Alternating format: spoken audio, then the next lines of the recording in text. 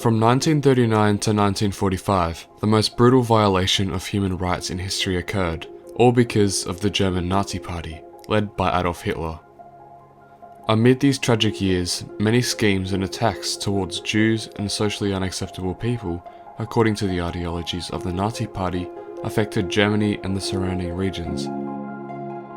However, on the fateful autumn night of November 9, 1938, under a year before the commencement of the war, the Nazis attacked many Jewish properties and businesses throughout Austria and Germany. This event was a display of the Nazis' ideologies before the war began and caused continued violence in the time leading up to it. So let's discuss this in detail. This is Kristallnacht, the night of broken glass.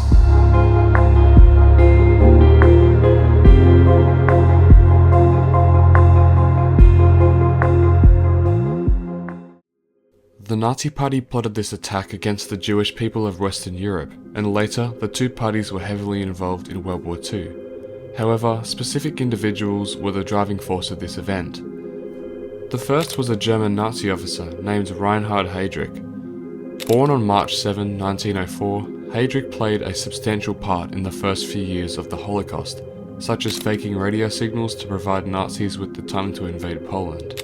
Regarding Kristallnacht, he was in charge of the Gestapo, or the Nazis' secret police, and ordered the arrest of many Jews.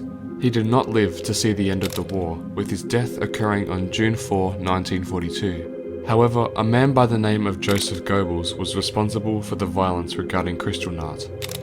He was born on October 29, 1897, in Reyitz, Germany. His position in the Ministry for Public Enlightenment and Propaganda allowed his prior actions such as the mass burning of Jewish books and anti-Semitic filmmaking to implant his ideas into the population and encourage positivity towards Nazi supremacy. Joseph Goebbels was the individual who initiated Kristallnacht, driven by his vengeance against the assassination of a German diplomat by a Jewish student in Paris. He committed suicide along with his family on May 1, 1945, whilst the liberation of Jews was occurring.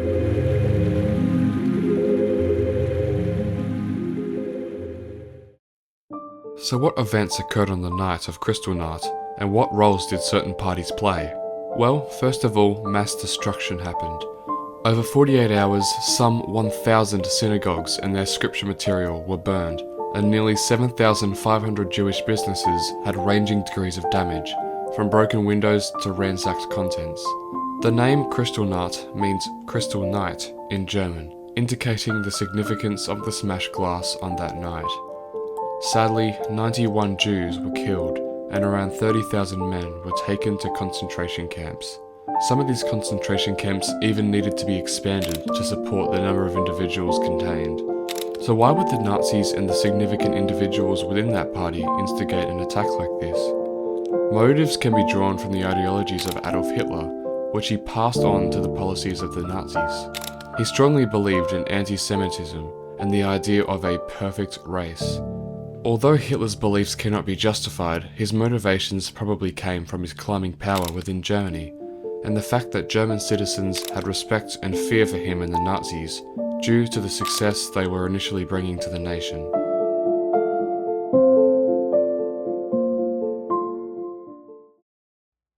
These factors of Kristallnacht led to many short-term and long-term effects, some even prevailing in today's society. With the amount of damage done in affected regions, many forms of repair had to take place. This posed a problem to German insurance companies, who, by contract, would have to take part in the fixes.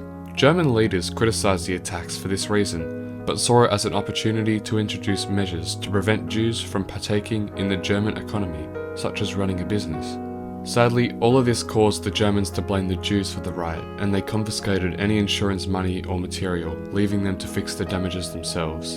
And only 3 days later, on November 12, German policy was changed by the Nazis to send Jews to ghettos, remove their privileges, confiscate their guns and radios, and to suspend their driver's licenses.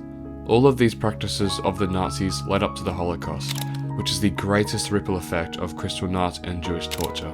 Over 6 million Jews were killed as a result of the Nazis' ideologies, not including the severe persecution of other cultural and social groups. but the long-term effects show a brighter side to the story. The UN, or United Nations, created the United Nations Charter in 1945 as an attempt to prevent any such violation of human rights from occurring again. And for society today, the act of recognizing these evil acts which happened less than 100 years ago allows us to see the privileges we have.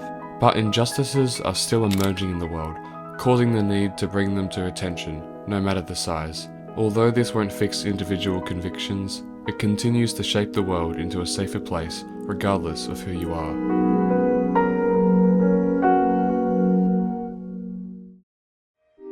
Now, nearly everyone agrees that Kristallnacht and the Nazis' violence towards the Jews was absurdly inhumane, but many people have different perspectives on Kristallnacht itself. Let's explore some statements from people who are experiencing the event firsthand. A woman named Ruth Rack, who was only 10 years old at the time, recounted the tragedy in her memoir.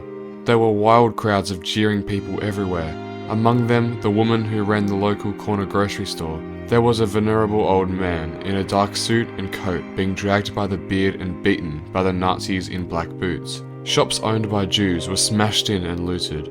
Suddenly, there it was, the synagogue, the center of our life, where my father was a cantor, in flames. An alternate perspective is from a firefighter who was forced to stand by and watch the destruction. Although his name is unknown, his quote is still relevant. Only after one of the party members was worried that his house was going to catch fire, we were allowed to use water. But even then, we had to stand and watch until the house of prayers was reduced to rubble and ashes. These two perspectives depict fear and trauma, but also resentment for forced inaction. Further quotes from individuals in society today add to the array of perspectives. One was from a partaker in a memorial march in Germany named Marcus Peters. For me, it is important that there is not a millimeter of room for anti-Semitism here in Germany. I think that's the essential message that needs to come from the center of society right now. Another quote from Chancellor Olaf Scholz uncovers his perspective on continued anti-Semitic actions in the modern world. Essentially, this is about keeping the promise given again and again in the decades since 1945. The promise never again. Both of these quotes display attitudes of grievance towards the Nazis' actions and show the sadness still felt in modern society. As a world with varying morals, I'm sure we can all agree that any form of preventing another attack such as Kristallnacht and another mass genocide such as the Holocaust will be valid for as long as time itself. Thank you so much for watching.